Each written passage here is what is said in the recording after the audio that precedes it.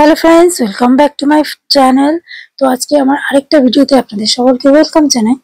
তো ভিডিওর জন্য আমি ভাবলাম একটা নাস্তা বানানো যায় যেটা খুব কম সময়ে বানানো যাবে। তো তার জন্য আমি নিয়ে নিয়েছি আটা। ওই আটার মধ্যে আমি একটুখানি নুন নিয়ে নিচ্ছি।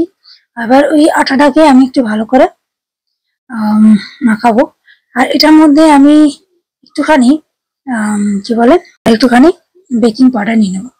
আর হচ্ছে একটু পানমুড়ি নিয়ে নেবো, তাহলে একটু এটা খেতে একটু টেস্টি লাগবে। পানমুড়ি একটু খেতে ভালো লাগে। আর অল্প পরিমাণে মানে পরিমাণ মতো চিনি নিয়ে নেবো, যাতে একটু মিষ্টি মিষ্টি ভাব থাকে। তো এটা আপনারা ইজিলি ঘরে বানাতে পারেন। তো বাচ্চাদের জন্য বানানো যেতেই পারে খুব কম সময়ের মধ্যে। একটা ইজি নাস্তা। আর এটাকে আমি জল দিয়ে ভালো করে গুলে নিচ্ছি। এমন ভাবে গুলে নেবো যাতে এটা একটু থকথকে হয়ে যায় যেন। আর তারপরে এটাকে আমি বানাবো। তো এটা ভালো করে আমি মাখিয়ে নিই জল দিয়ে।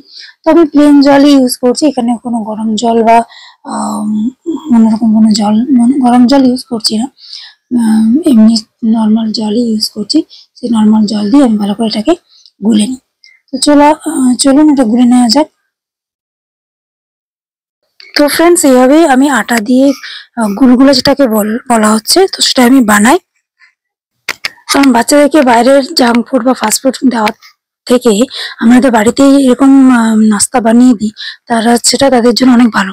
তো ময়দা কম খাওয়ানোই উচিত, কারণ ময়দা শরীরের জন্য অত ভালো না। তার থেকে আটার জিনিস বানানোই অনেকটাই ভালো, কারণ বাচ্চাদের জন্য আটা খাওয়া বেশি ভালো। তো আমি এই জন্য আটা দিয়েই বানিয়েছি খুব তাড়াতাড়ি করে। আর এটা খুব তাড়াতাড়ি করে বানানো যায়, বেশিক্ষণ সময় লাগে না। আর খুব ঘরে যে ইনগ্রিডিয়েন্টস গুলো থাকে সেগুলো দিয়ে আমরা মূলত বানাতে পারি, আলাদা করে কিছু লাগবে না। তো এটা আমার ভালো করে গুলা হয়ে গেল, গুলিয়ে নিয়েছি এবং পুরো থকথকে হয়ে গেছে খুব সুন্দর করে। তো এরপরে সেটাকে আমি তেল গরম করব, কারণ এটাকে আমি কি বলে ভালো করে গুলে নিচ্ছি যাতে থকথক হয়ে যাবে। এবার সেটা হচ্ছে গরম তেলের মধ্যে ছেঁকে নেব। আমরা যেরকম বাইরে পকোড়ি টকোড়ি খাই, তো সেই পকোড়ি না খেয়ে যদি আমরা এইভাবে আটার গুলগুলি যেটা বলা হচ্ছে সেই গুলগুলা যদি বানিয়ে করে খাওয়াই বাচ্চাদেরকে, তাহলে সেটা কি হবে, তাদের শরীরের জন্য ভালো এবং বাইরের খাবার খাওয়ার থেকে অনেক বেটার। তো এইভাবে আমরা ঘরে বানাতে পারি। তো আমি এরকম ছোট ছোট এই চামচে করে করে বানাচ্ছি। পরে আমি হাত দিয়েও বানাবো, কারণ তাতে ও বলছে তাদেরকেও তাড়াতাড়ি করে দাও মা। তো এই যে এরকম ফাইনালি আমার এরকম গুলো হচ্ছে। তো এইভাবে আমি ওর জন্য খাবার বানাই। তো আপনারা যারা বাচ্চাদেরকে এরকম খাবার বিশেষত বিকেল বেলায় স্ন্যাক্স দিতে চান, তো বাইরের স্ন্যাক্স না দিয়ে আমরা তো ঘরেই এইভাবে বানাই, সেটা কিন্তু অনেক ভালো হবে তাদের শরীরের জন্য।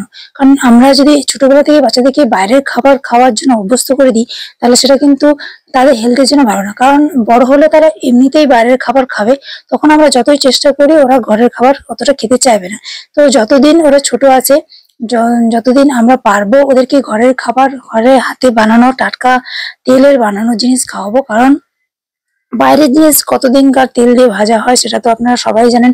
As a guardian, as a mother হিসেবে আমি চাই যে না, আমার বাচ্চাকে আমি ভালো রকম খাবার খাওয়াতে পারি। তো সেখানে আমি প্রেফার করি ঘরে বানানো জিনিসই।